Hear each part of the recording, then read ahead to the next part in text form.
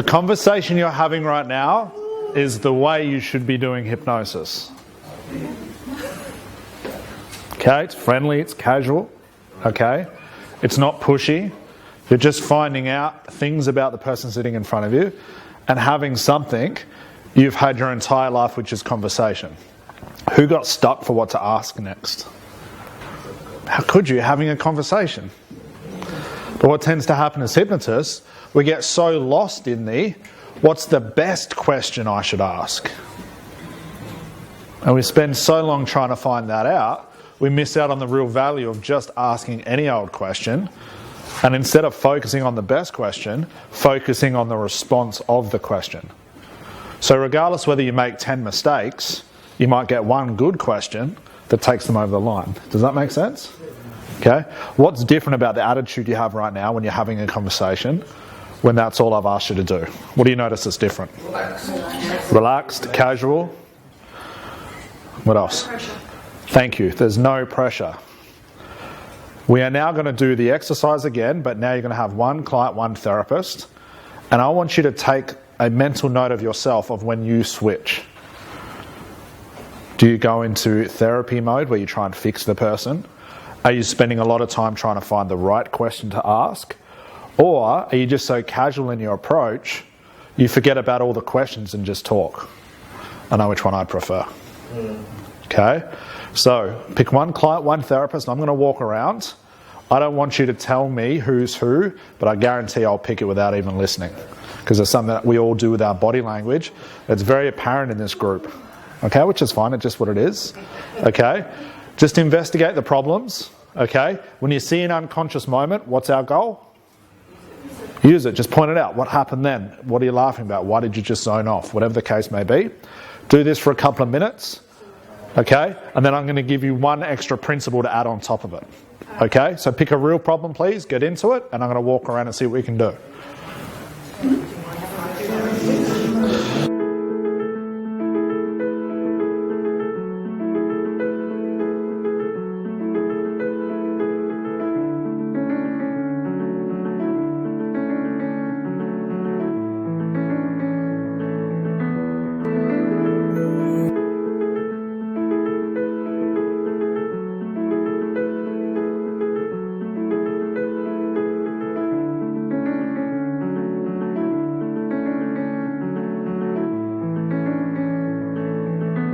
Good start. So we're just warming up right now. So now what I want to introduce you to, it is sort of a technique, but it's based on a powerful principle, which I'm going to call the hypnotic clarification. Okay? What I want you to do is you're going to start off the same problem. You can either start from scratch or just pick up where you were. And then at some point, I want you to clarify something that they've said. When they talk about something negative or the problem, I want you to clarify it and repeat it back to them. It might sound like this. So I'm talking with Joe Bloggs, and Joe says, I'm a smoker and I can't quit. I say, how is that a problem? What do you want that's different, Joe? What would you do if you got this, this, and this? Just having a normal conversation. And then I notice the same theme Joe keeps saying, but I just can't quit. And I'm going to say, well, hang on, Joe, let me clarify this for a moment. I'm going to pause, as if to say, I want your attention. You're telling me you're a smoker and you just can't quit. You just can't quit. What do you think that's going to do? Really make him think about it. It's a way to offer a solution without giving him solution. I want you to act as if you know something that Joe doesn't know yet. And I want you to really ramp up your EVP right now. Stare at your client, your voice, take a long extended pause. EVP, what? So your eye contact, hypnotic voice, and pausing. So I really want you to amp that up. Okay? And really look at Joe or look at your client in the eyes. So you're telling me, Joe, I just want to clarify this. You're a smoker. You really think you can't quit? Is that what you're telling me, Joe? I'm implying he needs to think about it because I need more information than he's giving me. Does that make sense? Okay. I want you to overdo this. Really go hypnotic on this person. And from this, if you get some unconscious moments, point them out like normal. But let's just see what happens when we repeat back their problem. Does a solution come from just doing that? Would that make it nice and easy if it did? Okay, so 2 or 3 minutes, pick up where you were, and just try and put that in somewhere.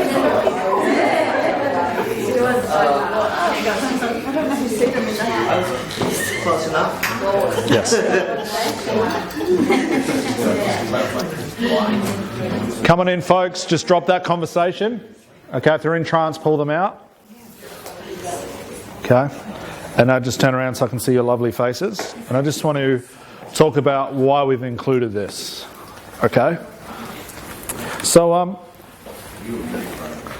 we've talked about in the past about really not focusing on the negative of something.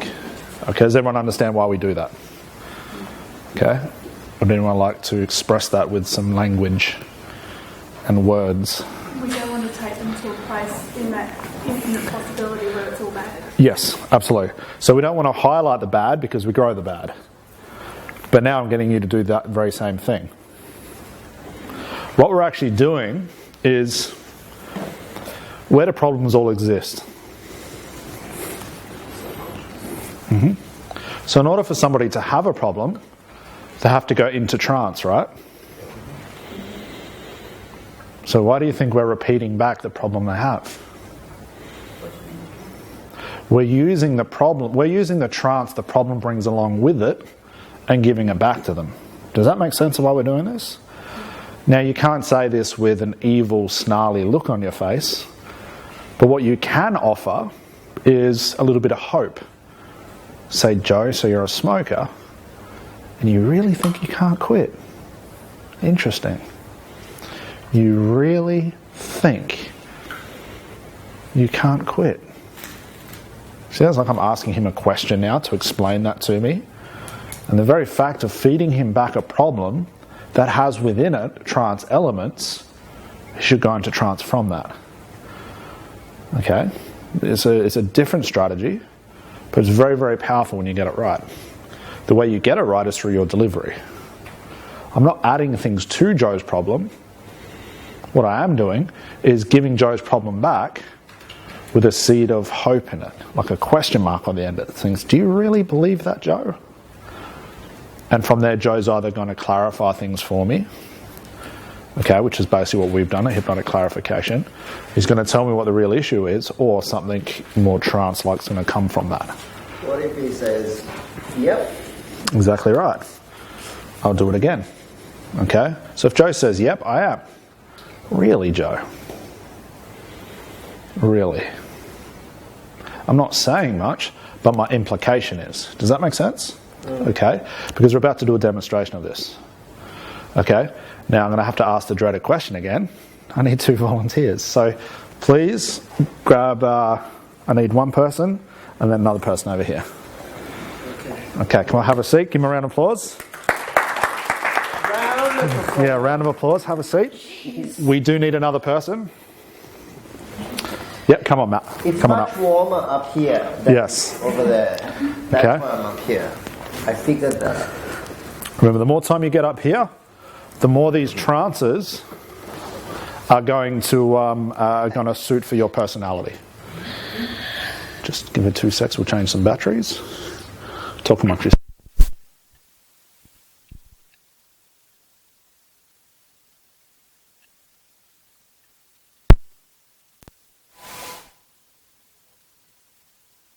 Excellent. All right. So Johan, Yes. since you came up first, do you want to be the client or the therapist? Therapist. Therapist. Because that's what I need. Yep. Training for. So, folks, just grab your attention. Folks, just to keep the conversation down. If you're up the back, I do suggest you come up because Matt has laryngitis and is a little bit hard to hear.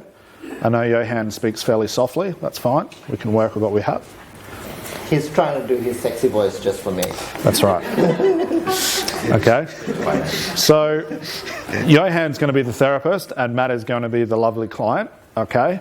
Now, the only thing I'm going to ask Johan to do is just try to employ any of the things you've learnt so far, which is more pausing, maybe hypnotic clarification, maybe just anything you've seen so far. Be curious about some things. If you get stuck, like always, I'm here to rescue you and show you where we go. But it can be about anything, okay? So I'll move closer to you since you've got the important questions. You are now the therapist. Start whichever way you will, and let's see where this goes. Hi. Oh, good. So, how can I help today?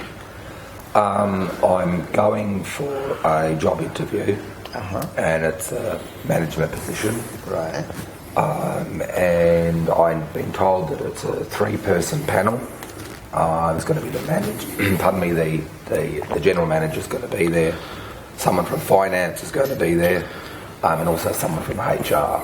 And to be honest with you, I'm really scared of facing those people, and I've got a lot of doubt within me, to be honest. I'm really apprehensive about it.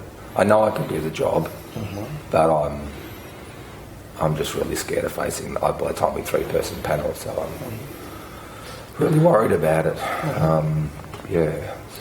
So you're scared? Yeah, I am. Normal? Yeah, I suppose so. Yeah. Okay. But you're apprehensive as well? Yeah. Yes, fair. Yeah. So tell me about that more. Well, I want the job. I've been looking for a while. It's in a government department that I want to work in, and I'm qualified in that field. So, but I've never been at that level before,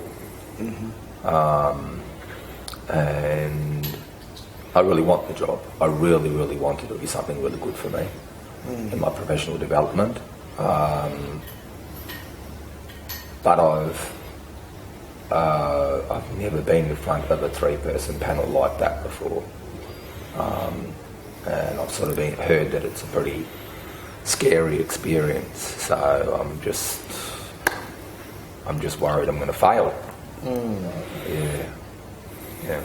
What is so scary about it? Good question. I don't know what questions they're really going to ask me, really. I don't know. Yeah. I haven't had good experiences with HR before, so maybe being judged, I don't know. I don't know what they're looking for. I'm just really worried. So what's so different about one person interviewing you compared to 3 people?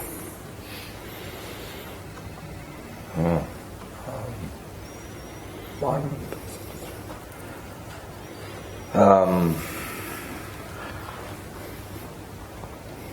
Wouldn't you go through the same?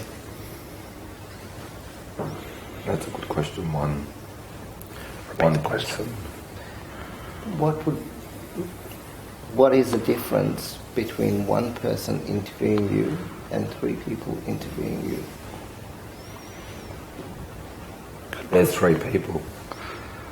Repeat it again. Don't get sucked What into is it. the difference between one person interviewing you and 3 people interviewing you? This is one person. One person I can talk to. That I don't know whether I can talk to 3 people at the same time. Maybe they won't like me. Maybe one person will like me. Be impressed with my resume. That's it. That's right. 3 people seems a lot. That's it. All the way now. All the way now.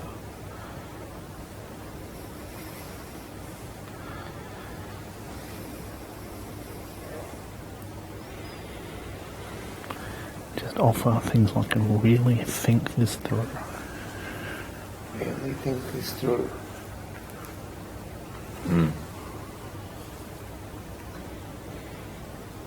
Yeah. That's right.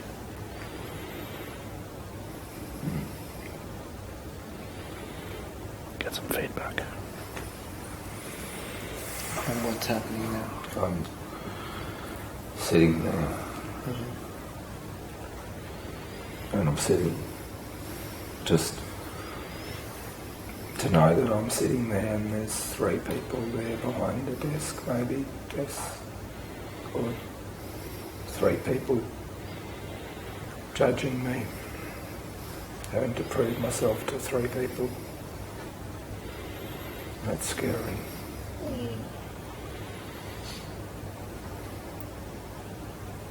Three people. One person's okay. 2 people. One person. 3 Okay. people. Keep repeating that.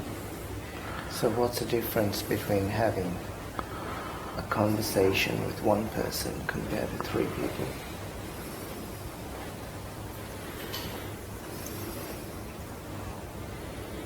Nothing. Nothing at all. I could talk to 3 people. So what's happened? What's happened with that problem?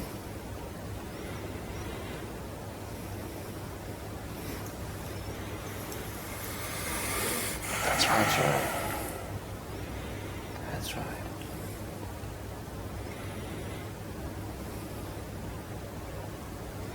Again. That's right. That's right.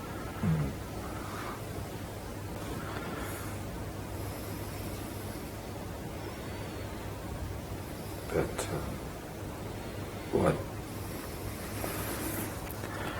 what happens if the HR person doesn't like me? And then I know that they do psychometric tests and personality testing. And I can talk about technical issues and my work experience, but what happens if that person doesn't like me? Repeat about the positive. He said I can talk about technical issues.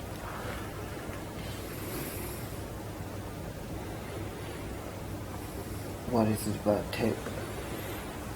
What is it about talking about technical issues?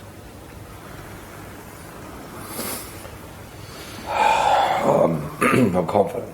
Confident in those things. That's what I've studied at college and work experience. I can do that stuff. Yeah, I can answer those questions. Okay. So while Matt sits on that, brilliant job so far.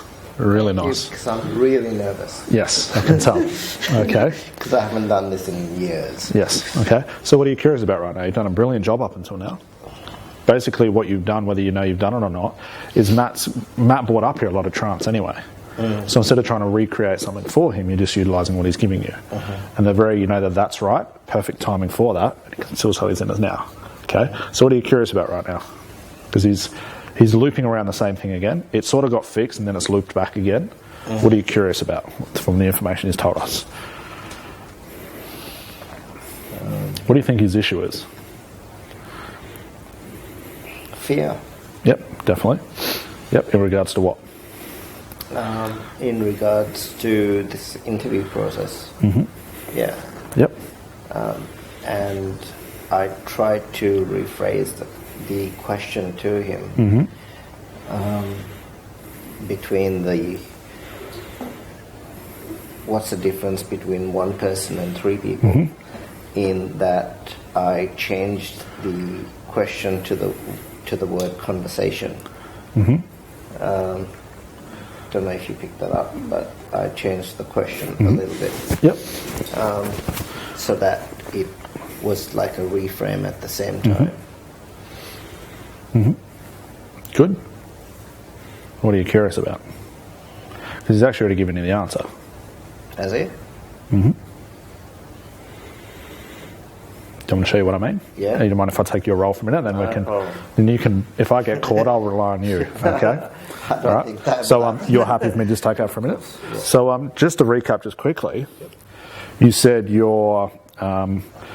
got to go into an interview where there's 3 people. That's correct. Yep. But you can talk to 1. Yeah, no problem. Especially about the technical knowledge. No problem. No problem, right? I'm in the world. So what's the difference with 3 that 1's not giving you? Maybe it's HR. It's HR, right? So what's so bad about HR?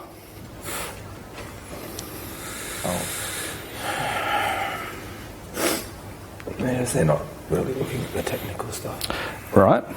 They're not interested in the content. They're interested in the content, or they're not interested, right? They're not interested in the content. They're not interested in the content. No, not really. They're interested in everything but the content. Yeah. And you're all content, aren't you? Yes, but I'm good at my job. You are very good at your job. Yeah. There's one thing we know about people that are really good at their job. They can talk to people. That's it. They can talk to people to make people understand all the information they don't. That's why we have teachers. That's why we have mentors. That's why we have managers. To be able to take everything they know about technical talk and dumb it down, if you will, to all the people that aren't looking for it. Yeah. I mean, that's a skill in itself. Wouldn't that person be worth hiring? Yes. Wouldn't that person be worth hiring? But what happens That's right. if they didn't want me in their team? That's right. What would happen? I wouldn't get the job That's right. because they wouldn't want me in there. Maybe my personality wouldn't be what they were looking for. And is that what HR is looking for? Yeah, I think so. Right. And that's what I'm scared of. I can tell. I feel humiliated That's right. because I'm a professional person. You are a professional person. I'm very successful and I don't want to be rejected. So let me ask you this. Yeah. With the professional sense and the confidence you had, being professional and knowing your job, I'm sure at some time throughout your career you've had to deal with people like HR or worse. Right? Yes. So how did you deal with them enough to not only keep your job, but actually get a promotion in the meantime? I just did my job really well. You just did your job very well. Yes, I did. I worked very hard. Probably to more groups than 3 people. Oh, yes. Yes. To probably more groups than 3 people. But they're not HR. They're not HR, are they? They're not HR. No. They're not HR. If they weren't HR, it'd be okay. It would. Yeah. It would be okay. Because they're not HR. Yeah. That's it. That's better. So if they're not HR, they must just be a different letter, wouldn't you say? Because they're not HR. And they're employed to be those letters, aren't they? That's it. If you met them out in town or for drinks, they wouldn't be HR then. They'd be DRINK, just like you. Yeah. And if you deal it well enough, you can exchange the I for a U. I know. Because they're not HR. No. They're people that are just as good at your job as they are. That's true. So I guess if you've got a job that's important to get, wouldn't they be just doing the same thing? Yes. Trying to find the right person for the team? Yes. Because let's say you had to put a team together. Wouldn't you rather the person that fit the job better than the one that really wants it the most? That's right. But I wouldn't be in control. That's right, you wouldn't be in control. Right. I don't think I can talk to them. That's what I feel. It's what you feel. I don't have enough knowledge to talk to them. You mean not even the technical stuff? They don't care about the technical stuff. So what do they care about? The personality types and how you perform in the role, not how you perform the role. And isn't that more important? Yeah, but I don't want them to know that. That's right. I want to do it my way. You want to do it your way. Yep. Because you can back it up with years of experience. That's right. Yes. Because you can back it up with years of experience. Yes. That makes a good HR manager, doesn't it? Makes a good manager. Yes. Yes. Makes a good group of people. To be assessed by the top of the top. That's true. That's a feat in itself. Yes, it is.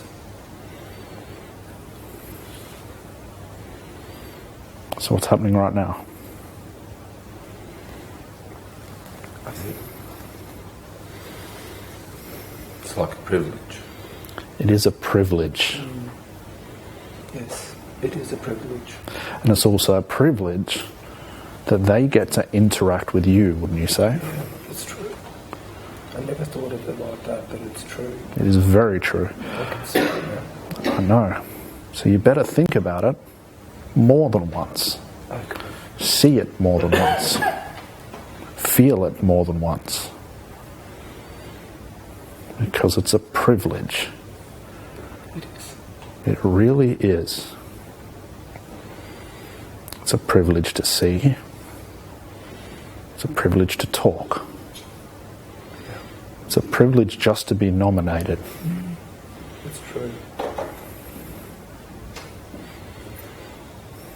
It's a privilege to let them know the real you, not the technical you, because that's not what HR is looking for. The real you. The real you. It's just letters.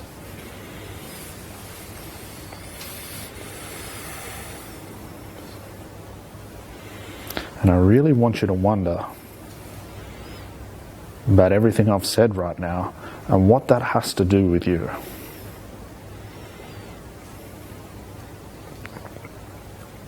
I can just see letters.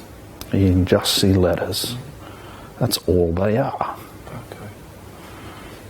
Letters spell a number of things, don't they? Yes. And it wouldn't surprise me if those letters spell something important for you. That's it.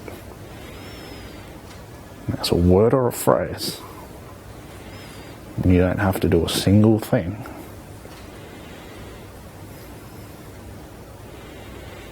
Something that has to do with your interview. The positive outcome.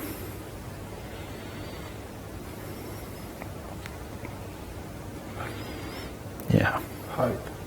Hope. Hope.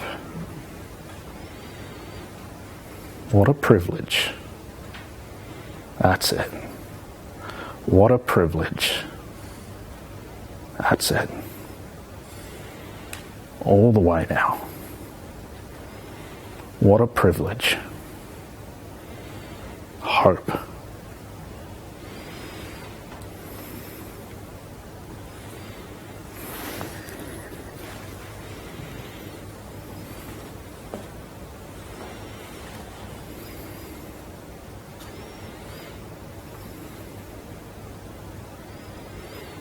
What a privilege.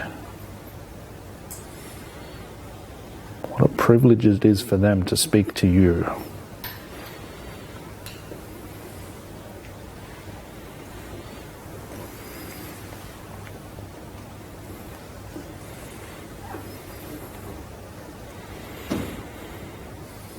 That's it. Let it spell things out for you. It's more important than the words I have to say to you. Just like those words from your interview spell things out for you about the real you. It's even outside of the technical.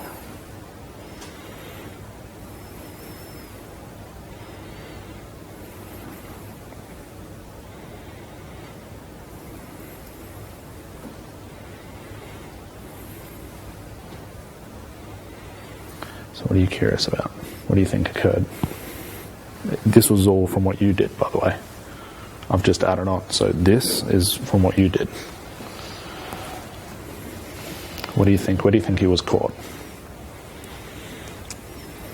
With the HR thing. Yeah, it's like a symbol for HR has become scary. So what have we done? And you did it very well. We started to rephrase it or reframe it. Say, it's just letters. It's not who they are. So it's good you picked that up. The HR has become an icon for nervousness and all that sort of stuff. We've just destroyed that. And all the little bits, and that's just fun for the hell of it. Okay, we've got the same place. Do you see how weird the thinking is that someone can get so caught up in this image of HR? Now, because I could see that what I was going to try and convey to him was that they are just people. But you just showed me how to get there. In another way. Yeah. We just did and it's exactly the same message I gave him. Yeah. But instead of saying they're just people, he knows this. We're just saying it's just letters. Yeah. Which dumbs it down even more, and they go, oh, it is just letters, and then they can build it up from that. Right. Make sense? Yeah. It's different when you're up here, isn't it? You probably see a lot more. Yeah.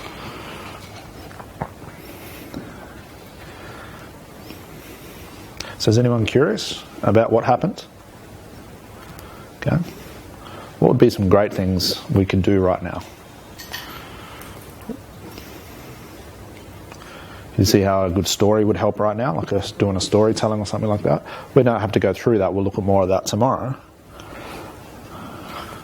But did you hear, every time Matt gave me something good or bad, I just repeated it back? Yeah. And as he tried to step away from it, I just kept bringing him back because everything Matt gave me was full of trance anyway.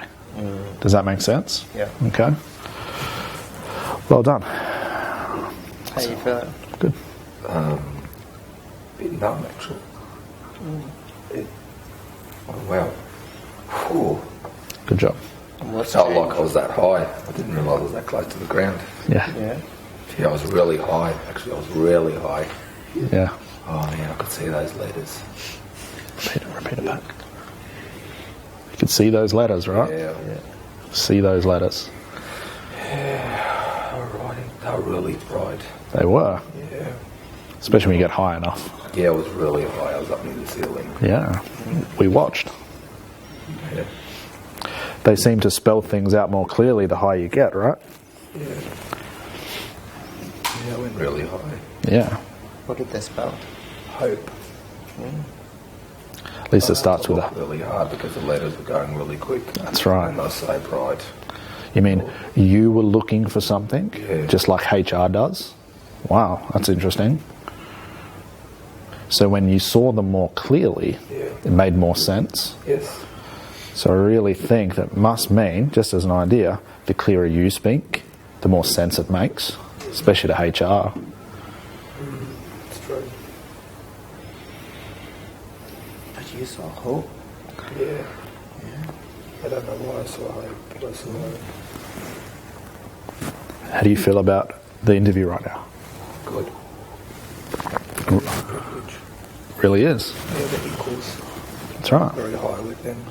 Yeah, very high. I thought of it ever like that as being a privilege. They're high up people, aren't They they? are. Yes, we're equals. Yeah. High up people. Yeah. Yeah. That's a privilege. I'm talking to equals and I'm very high with them. That's right. And it's a privilege for them to listen to you. Yes. Yeah. That's the person I'd hire. Yeah. So would I. I can tell. I never thought of it that way before. So now that you have, what's happening? I'm excited. I'm going to talk to equals and my peers. Yeah. That's where I'm not going to be judged. And it's just letters. Just let us. Yeah. So right now is worthwhile definitely introducing. What do we do right now? Let's say it's the end of the session, which it pretty much is, unless you feel the need to do anything else. No. Okay. We now need to demarcate Matt away from this so it can finish doing what it's doing. Okay. So for those who can remember what a demarcation is, what's a demarcation? Yeah, we need Matt thinking more consciously. Okay. So what's a very conscious question you could ask Matt that's totally irrelevant to the session? You see how he's still trancing out a little bit? So what have you got planned for the rest of the day?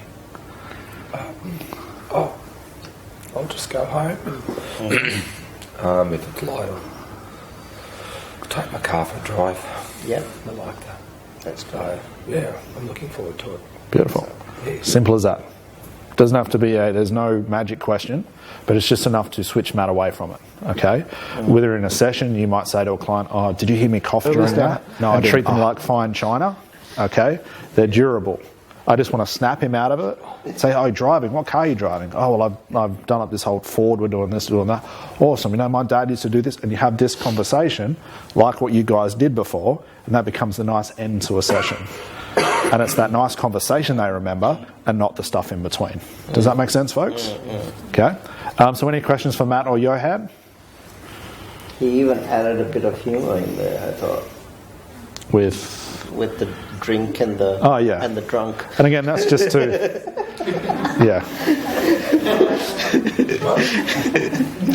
Don't worry, I don't remember either. And that's just to take the metaphor of letters and just play with it a little bit. Okay. Oh, no. All right. It's funny when you changed the word to you and he looked at you as like, what? Yeah, exactly. Yeah. I don't remember. Yeah. We're talking about you. Yeah. So, I don't remember. okay. I don't know. All right, so any questions for these two? You did a brilliant job. Okay. Now, I just want to let everyone know about Johan a little bit. Johan has been one of these courses for a good year or so. And it was actually very pleasant to see he wanted to come along to this knowing that it was going to be very advanced. Now, the reason that seemed very easy to Johan, because he's not tied up in the courses you guys have just done. So he's actually in a better position. Does that make sense? Okay, this is really what I mean about coming into these sessions, not thinking, does this require a regression? Does it need some Ericksonian stuff? Does it need a story? Good thing about Johan, ignorance really is bliss. Because he really doesn't remember any of it. And that's why, if you look back at the footage, what did he do? Just repeated back. With the little, that's right, here and there. It's all about timing. Who's starting to gain a good appreciation for these unconscious moments? They're very powerful. Okay, so what I'd like you guys to do, I'm going to give you just a 10-minute break. Okay, it's not enough to go downstairs, so I just want to keep pumping out these demos and instructions so we start to add things to it. All right, mate, very well done. Okay, That was fantastic. well done, Matt. Thanks for sharing. Thanks, buddy. Well done. Very well done. So let's just let's recap just quickly and see what we've done so far before we move into our next exercise. So I'd just be curious about how's everyone feeling so far about what they've seen, what they've been doing, and what they've heard so far. Who's seeing another side to trance that you knew existed, but it was very fleeting when you saw it, but now it's very obvious? Okay? Does everyone understand the value of what I mean by following those unconscious moments? Okay? Now we still have a day and a couple of hours today as well to keep exploring that same concept. Okay? It may seem that we get a little bit off track. Okay, it may seem like new things come up, like the little fancy thing we did with the letters with Matt before. That's just all added extras. That would have no effect if we didn't utilise those unconscious moments along the way. Okay, so just quickly, what's everybody's new understanding of unconscious moments? Has anyone had the little aha moment or understood something they weren't or didn't know before? Just for a bit of feedback. If you're doing this, please let me know. Okay. I got more clarity on being able to ask questions without really asking specific questions. Yes. And it just proves the point that we've said from day one. You just ask any old question, but you follow the response. Rather than sitting there going, what's the best question? Is it Ericksonian? Is it confusing? Should I say this? Do I need that? That becomes irrelevant because that pulls you away from the session itself. Would that be a right way to say that? And it just shows you that all roads lead to Rome. Doesn't matter what you ask, you'll get there eventually. Where we run foul is we ask a couple of questions, it doesn't work, and then we back off and think, oh God, I've screwed this up. It's at that point where you need to put the foot down and keep going and going, like with Svetlana. She did I think this was just the way it was. The conscious mind kept kicking in and wanting to tell me facts and figures and things like that would have derailed us. We just kept saying, no, I don't need that. Let's push through where we were going. And eventually it came out the other end. Okay? So then is the answer if there's resistance? Because I know I was massively resistant before, not deliberately, but... And that's what I asked afterwards. I said, if this was a client, what would you do? And she said, I'd push through like this. And I said, I probably would have backed off and tried a different technique. Yep.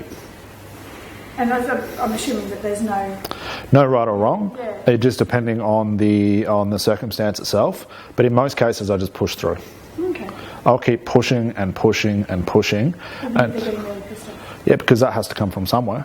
I just look at it as an unconscious moment. I might have to reframe it a couple of times to let you know that there's something happening because of this. Because if I push too hard too quickly, you'll get up and walk away. Mm-hmm. However, if I push with the understanding that I have all the care in the world for you, that's a different kettle of fish altogether. And the reframing would probably also help with Yeah, just reframe it every now and then just to keep them in the seat. I suppose that then comes back to making to ensure the timing at the front, up front of that. Yeah, is all done accordingly. They have the understanding of no matter how much push, pushing for all the right reasons. I'm not pushing because I want something from you. I'm trying to get something out of you. I will push you because it's for your benefit. It's not my benefit. And as long as you're going in the right direction. As long as you're heading somewhere. If a client's stuck on a problem, the very fact of talking about it will start to loosen it up. So as long as you keep them talking about the right thing, but also realise as well, as you've seen, and there's been great examples of it, who noticed that the person goes into a bit of a trance, then comes out. A little bit of a trance, comes out. This is how hypnosis is meant to be. It's not all close your eyes and go deep into trance. That is never the case just for us anyway. You've always got to remember that conscious mind is waiting to butt in. You just got to think of how many creative ways can I think of to get rid of it. Over and over and over again till you stop caring about it and it becomes the natural way you interact. Okay? So, any questions so far? To highlight the principles we've looked at, the last one we did is to take the very problem and create a trance from the fact there is a problem. Okay? Now the reason this works is because part of the problem is unconscious. Okay? The problems exist because of conscious thinking that keeps it existing. It's like fuel to it. So as long as your client has a problem, they can go into trance. So we're using the very problem as our trance car, so to speak. We're not having to create a technique around it to get them into trance. We're taking their problem, giving it back to them, and putting more hypnotic juice into it, so to speak, and that's how you deliver things. Okay? We also looked at a couple of times with pausing, what pausing can start to do. And again, we've just briefly touched on these. Okay? You're going to get more time to play around with these. Okay? And also to be as casual as you can be when doing this type of trance. Okay? Why is casualness and naturalness so important? And why do you think a lot of hypnotists get so caught in getting all hypnotic too quickly? Any ideas? Casualness, less pressure, yes. Relaxed, yes. Yes. And that's the best way to look at it, is there's less pressure on you as the hypnotist. Now, it's just because at some point, pretty much the majority of people in here have asked me the same question, which is, or implied a question and said, I seem to get stuck, I never know what to say. That's a lot of pressure when you're trying to figure it out. Okay? So when you stop thinking about what to say and just say it, regardless of what comes out, has to be better than where you were before. Right? Even if you make mistakes, at least you're saying something and it gets the conversation flowing. If we get into our hypnotic personality too quickly, we put the conscious mind on alert. If we look at them all mysteriously and start to judge them, look into my eyes, that thing. Okay, it can work for some clients, but knowing you well enough, you just shake your head and go, what are you doing, you moron? And already, I've come across something, and if I'm running that type of routine, I might say to Jansen and say, he's resistant. It's him, it's not me. But it's really me acting too hypnotic too quickly. So I need to build into that. So you start off lightly, and then you build into that hypnotic personality. It just stops the conscious mind. Okay? As soon as you have conscious thinking, it can destroy everything you've done up to that point. And if you do something, and it's got every right to do this, if you do something that alerts it, as in there's some sort of danger coming, it's got every right to block you. That's what it's there for. You just have to find many ways to get around it. Okay? Now, in regards to a client that thinks they're not in trance, okay, actually the best way to do this is to do a demonstration with this. Would you like to come up and meet the client? Okay? Give Jackie a round of applause. Come up, have a seat. Okay? Who would like to fill the other chair? Knowing that, yep, do you want to come up? Give a round of applause. Come up, have a seat. That's all right. Better to sit on yourself than me. Okay, have a seat. Nice to meet you, I'm Jackie. Okay, so the reason this is important, to bring someone up and just explain and just do a demonstration of this is because I know Jackie well enough, and I'm sure she's okay for me to say this. She's not the easiest client to work with. But it's not a criticism, it's just who she is. There's a number of people here just who would agree with you. That's it. So I'm not saying anything wrong, okay? All right? That'd be hard me. Yeah, okay. Now, I think this is important to do this exercise knowing that Jackie's going to be whatever comes up. That's a good way to look. She's going to be her. Now, this is a good thing to understand about your clients. Your clients really might want change. They want new things in their life. But just because they're resistant means two things. Consciously, they're blocking something for some reason, and they have every right to, maybe a past bad experience. Or they're resistant unconsciously and don't know they're doing it, but we think they're rude. Who's ever come across those people before? We think they're arrogant, rude. It's not to say this is what Jackie is. Okay? All right? They're arrogant, they're rude, they don't get along with people. And we think, oh, God, they're rude, they're such bad people. But they don't know they're doing it. It's just who they are. This really takes people out of a category that you're either this person, or this person. Just understand everybody is different. And if they're coming across resistant, that's just the way they are. You just got another thing to deal with at the time. Okay? So, I'm not going to say anything. All I want you to do is just, let's see how resistant we can get Jackie. Okay. Okay? Are you ready? Yeah. I take it you come here today and you're comfortable to talk about a problem. You want to share your problem? So, it's about exercise. This is what I was before. I don't exercise. When I do exercise, I really enjoy it, but I don't exercise. And I would like that to change. So it's exercise and to get yourself to do it. Yes. And what's stopping you from just doing it? I don't know. Have you done exercise in the past when you were young? And have you been active? Yeah. I never stuck with anything, I guess. And why was that? I was never asked to. But you enjoyed it. The same as a lot of kids. You did 6 months of tennis, which turned out to be 2, and then a few months of this, and then a few months of something else. And if we ever said, I've had enough, it's okay, you've had enough, and we stopped, so we did. I don't know if that's... So even though you enjoyed it, that wasn't enough motivation to keep going? Back then I can't remember. And it doesn't seem to be, no. So what's lacking?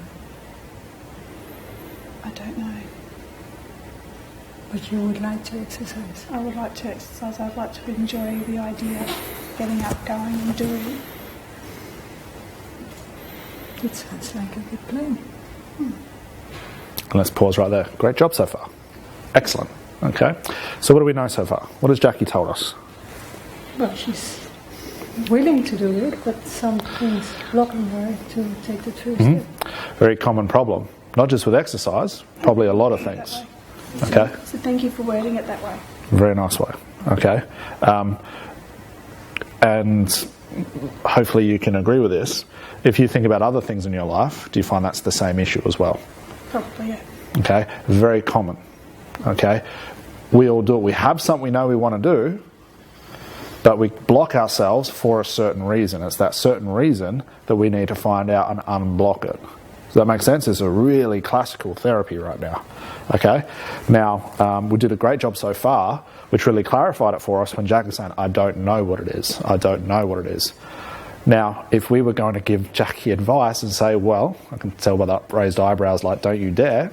Okay? That's just who Jackie is. That's fine. If I said to Jackie, well, you want to exercise, right, but you don't know how. Okay? Oh, sorry. You want to exercise, but you don't know what stops you from exercising, right? I don't know how to get started. So why don't you just hire a personal trainer? I have. And what happened with that? I went for a little while. They usually wind up leaving the gym. I'm sure that's got nothing to do with it. Are you sure? Yeah. I am actually. Yeah. Do you want to lay down while we talk about this? Yeah. How's your mother? No, we'll find it out. Okay. So if the personal training thing doesn't work, why not just grab a friend, like a good friend, and go for a walk in the morning? Why not do that? Because I like my bed in the morning. Okay. So see, by giving advice, see how quickly we are to come up with excuses, and you've got every right to. Okay. So that's just to tack on the end of why advice can cause more issues than do us any good. Okay. Jackie's actually revealed something to us already. Okay. It was very, very quick. That might be an opening for something. Okay. So I'd like you to pick it up from there, just with that understanding, and just see what comes to your mind. Okay? And remember, always think to yourself, again, if you get caught, you just let me know. But just think, what are you curious about? What has she told you, or what has Jackie not told us yet that would actually help us, without trying to solve the problem? So you have exercised in the past, and you felt good about doing it. I enjoy it while I do it. Can you bring back in your memory that feeling of feeling good about doing it? How did that feel? While I'm actually exercising, I think the words I use for it's like I feel alive. It's like I feel like I'm challenging myself, and that challenge and that aliveness. And you go, well, it sounds fantastic, so I don't know why I don't do it. And staying in bed is stronger than the challenge to feel alive.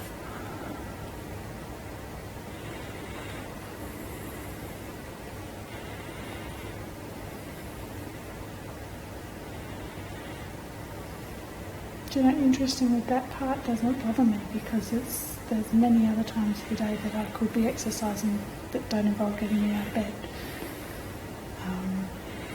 And I still don't do it. And I'm happy to sleep and feel alive later. So what will make you feel alive other than exercising?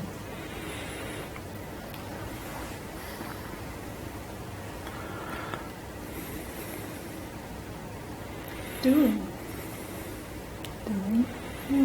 Anything if I'm doing. Doing as in? Not sitting doing nothing. So not a passive doing. I spend a lot of time sitting doing nothing. And yet it's when I'm doing that I do feel better. So the active part.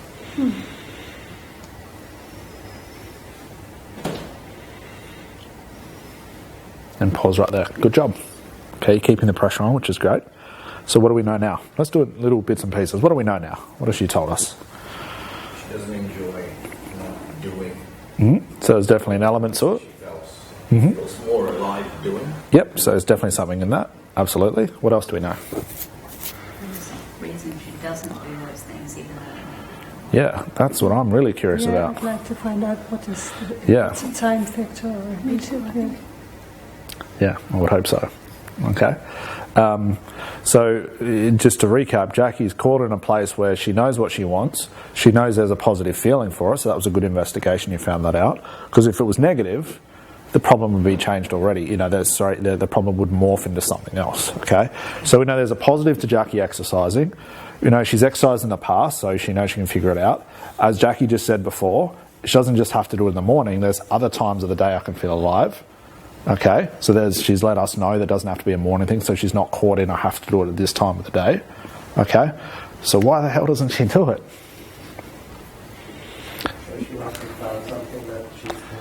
That could be one thing. What else could you reckon? Let's just create some conscious assumptions. So she maybe hasn't found a way she likes to exercise. What else could be just something really simple? Procrastination, definitely a part of it. Yep. She sees it as a chore. Sees it as a chore, very common for training and going to the gym and doing exercise. What are some more? Use the trainer leaving as an excuse. You heard that? Okay, use the trainer as leaving, but it's something she can hold on to. If she gets down on her weight, okay, and she can go, oh, it's because of the trainer. That's fine. It's a reality strategy. We all do it. Okay. What else? But also going to the gym is only one aspect of training. Mm-hmm. There are so many other various things that you could do. That she hasn't thought about yet. Yeah. No, actually, because I'd rather do my exercise without going to the gym. I don't want to pay the money anymore. I'd rather do it myself. Excellent. Sorry. So she'd rather was not pay the money and do it yourself, or pay the money? I'd rather not pay the money and do it myself. So she'd rather not pay the money and do it herself, which means it's basically saying, I'm not willing to pay to go to the gym, I'll find something else. It's another reality strategy that keeps this problem alive. Okay? And this takes away the advice thing again, doesn't it? Because and we all have it, Jackie can easily come up with something out of any of those things that make it fit any advice we give her. But Okay? it's more than that, because she said she doesn't like doing in general, not just exercise, and yet she finds herself not doing. Yep. So it's something that's more than just the exercise. Which, Really alone. yep. So let me ask you this, and it's a good question to ask. When you're asking a client something like, can you remember back and feel those feelings again? I'm now telling you what to do. I'm forcing the strategy down one road. Okay? It's a big thing, and again, it can work in some cases, I'm sure, is to say, if someone's not feeling confident, you get them to recall a confident moment and feel those feelings. That's a very mechanical way to do hypnosis, and if someone can't do that, that strategy is out of the window. So I'm not curious about when she felt most alive, what does it feel like, or anything like that. I'm curious about how does that block exist? What is Jackie doing or saying or thinking that has that block, knowing she knows what she wants and wants to feel? Isn't that what people are curious about? Okay. The alive part of it is just a metaphor to express that block. Okay. Could be. Yep. So there could be a misconstrued meaning. Yep. That maybe she's thought of or someone's told her or something along those lines. Absolutely. Yep. I'm just curious as to whether it's a way to stay safe and not to change. Yep. So there could be to express that block. Yep. There could have been something that happened in the past with Jackie, that she went to the gym or went training and something negative happened, and now her unconscious is blocking her from that and keeping her so confused in the loop. Okay, because that's all it has for safety. Okay, so it's a definite big part of it. Okay, there's a lot going on that we can assume, right? Okay, so out of that, what I would like you to think about yourself before you ask Jackie a question is, how does Jackie really think that the block's causing her an issue? What has she had to have done in order to create that block? Can I ask her another question? Of course you can, absolutely. Because would you be able to fill me in how your normal day would be? Like roughly. Get up, I do school stuff. Do a little bit around the house. Read a book, do a little bit, read a book, do a little bit. Get my daughter, do mum stuff.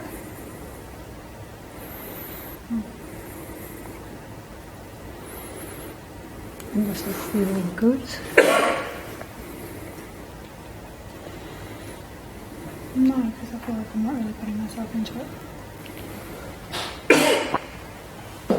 So, what would you say is lacking?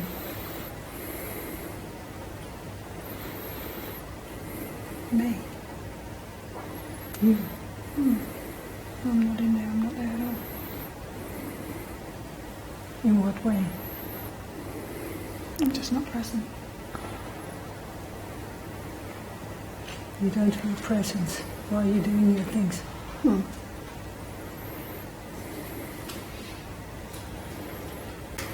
How come?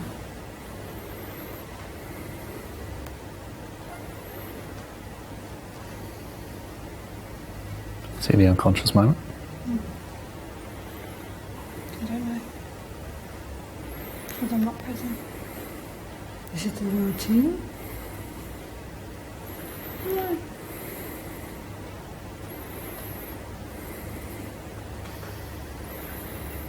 You're not feeling present while you're doing your daily things. No.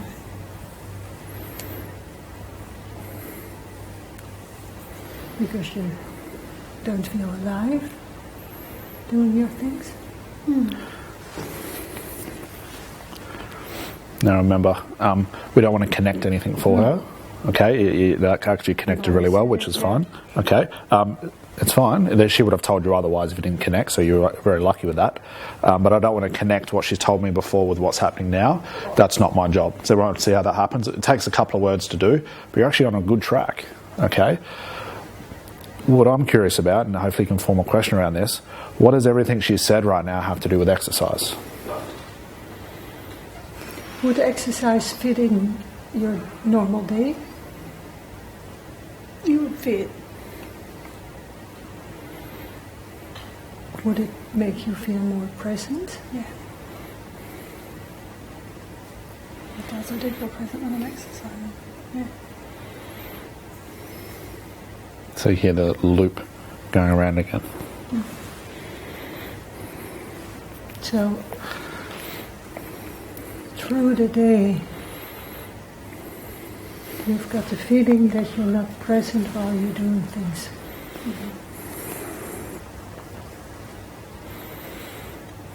It's like not to be present.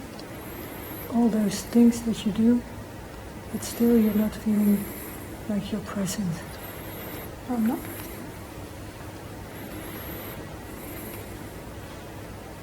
And what would it take for you to feel more present? Not there yet.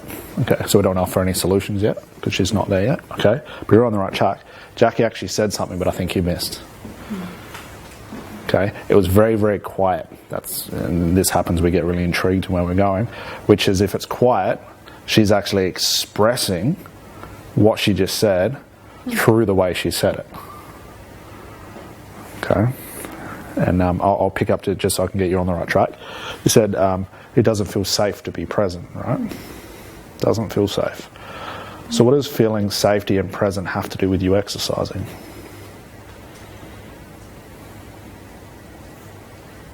Get some tissues. Oh, my mistake. You're welcome. What does safety and being present have to do with you exercising?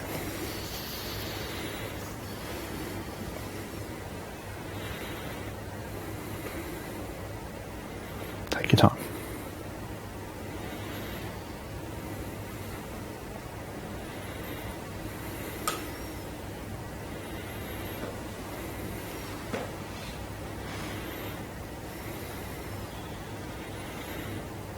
I do feel present when I exercise. You do. I feel connected, whatever.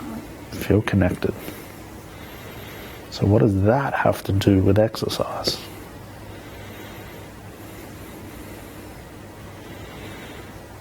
Because you feel present and safe.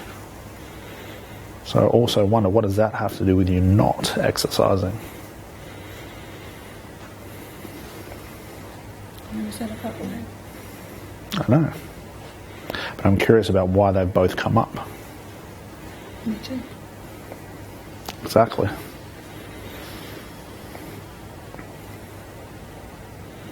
I wonder what they have to do with each other.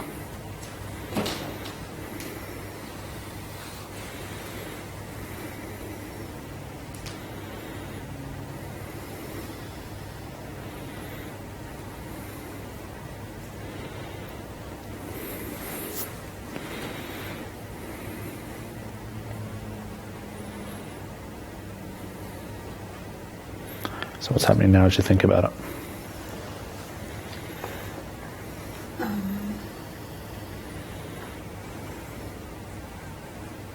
It's like I can't feel if I'm not present. You can't feel if you're not present. You can't feel.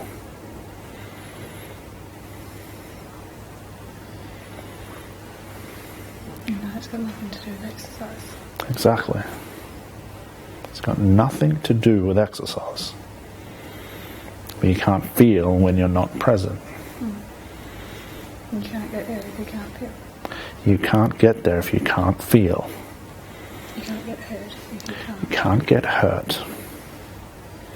And exercise hurts, doesn't it? It's a good hurt. It's a very good hurt. So you get something from it, wouldn't you say? What's the feeling you're having right now?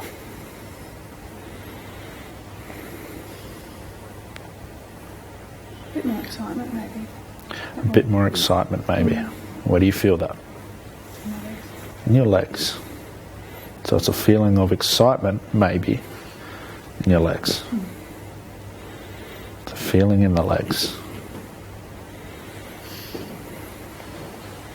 So I ask you again, what does that have to do with being present?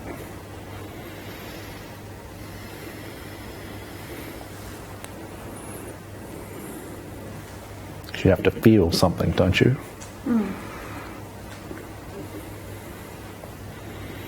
Something in your legs.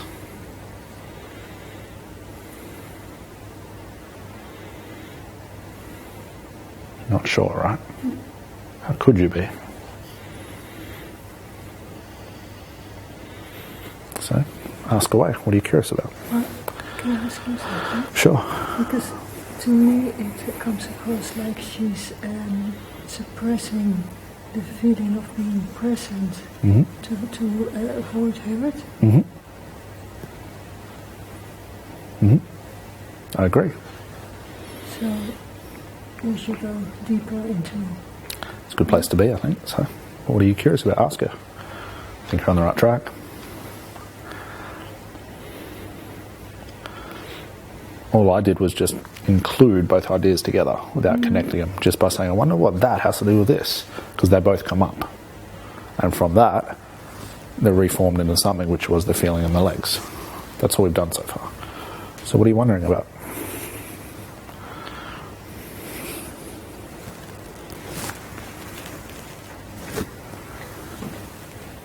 How does the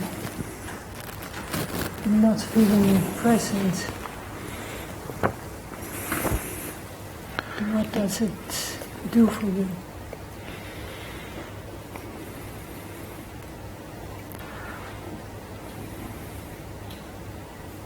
I want to say it protects me, but I don't see how. Protection.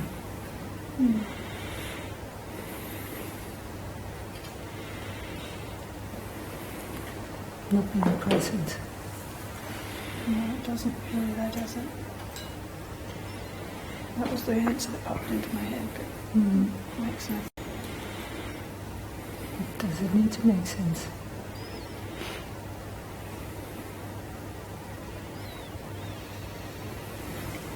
Question. I don't know.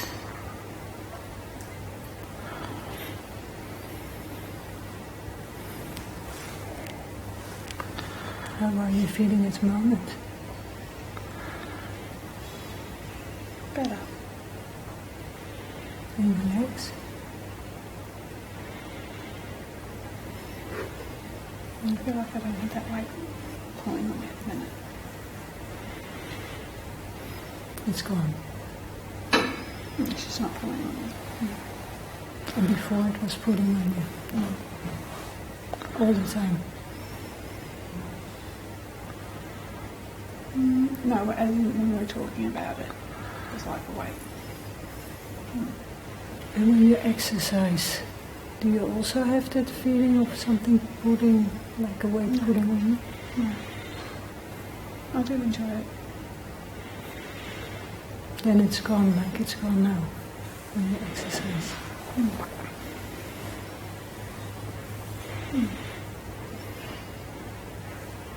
Think about it.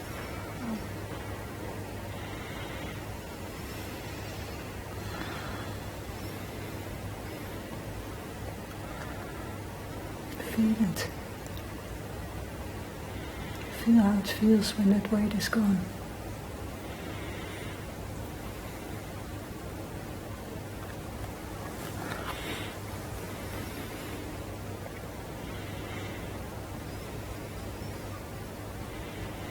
It's okay.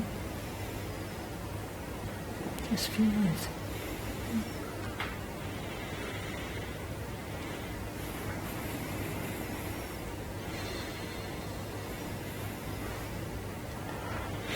How does that feel?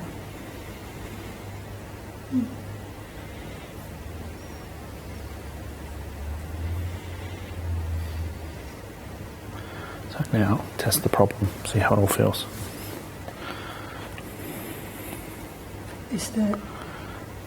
do you feel more alive?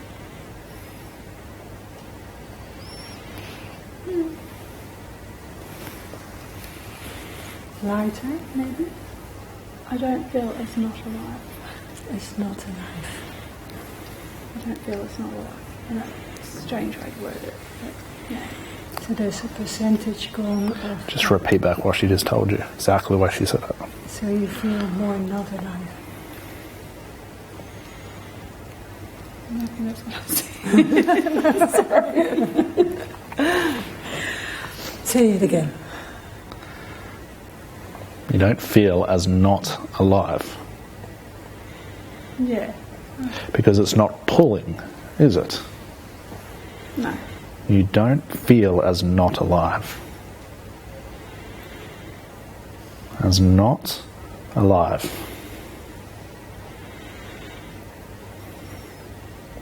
Because it's not pulling. It's not pulling. That's it. It's not pulling. That's it.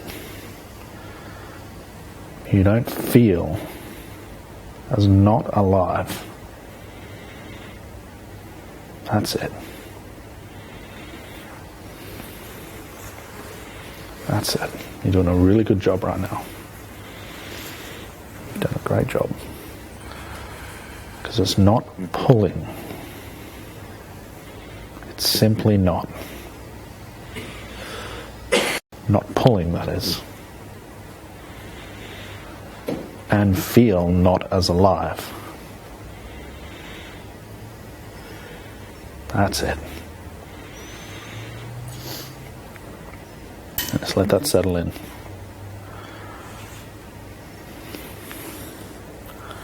So the reason that's important is because the unconscious mind expressed to us something confusing.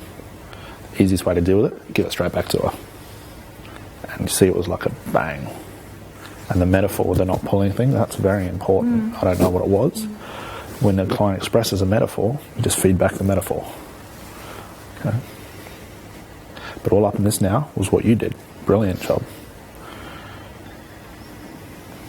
We weren't trying to solve it, were you? That's why it had the effect it did. Now, you could not say that was a resistant client. No, I didn't find it so. There was a very soft and very beautiful and casual way to put her into it. It took a while, but she's getting some good things from it.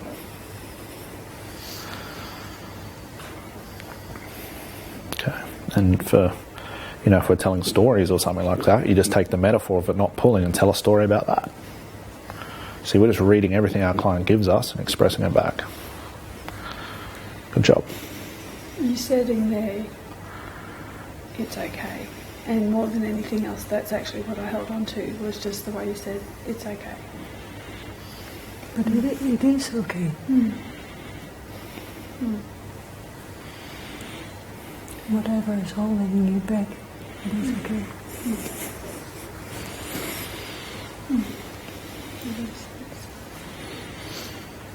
And it's also okay if the not being present part... Don't add that in yet. Because you might cause another problem. Remember, don't connect them. Okay? She's in a good place. No point washing the dishes if they're already washed.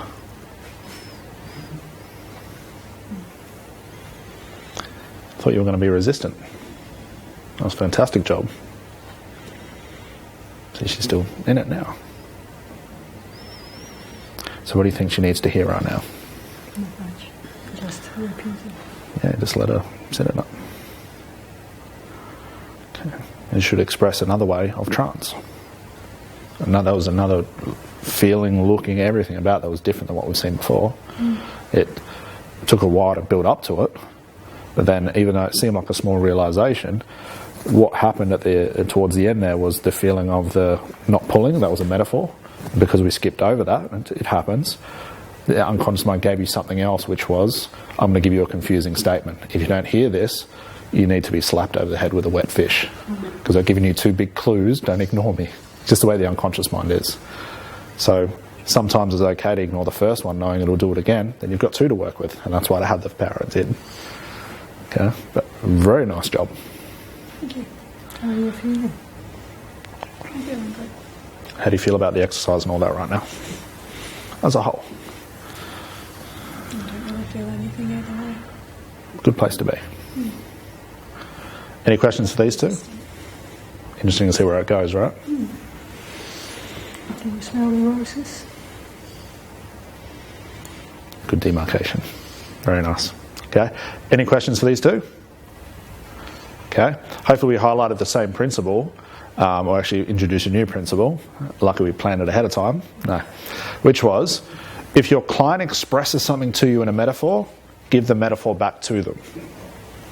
If they express something to you that's confusing, which was, I feel more not alive, why come up with something else? Just give it back to them and act as if, did you just hear what you just told me? You need to hear this for yourself. If they tell you a story, of course it did, because you're in trance. Okay? It's cryptic. Yeah. What did you say? Might need Braille for that one. Okay? If they express a story to us, we give them a story back. If they give us a feeling, now the reason I brought up the feeling because Jackie's legs were kicking back and forward, so I was curious about what's happening there, and it gave me something. If your client gives you a feeling, we do a feeling. Matt gave us letters, we gave letters back. Do you see how that feedback then, that's a perfect example of what I mean, and it's going to be the perfect interlude into your next exercise. Please replicate this any way you can for the next 15 minutes. Okay guys, get into it. Thank you Jackie, well done. Very impressed. Nice work. Okay.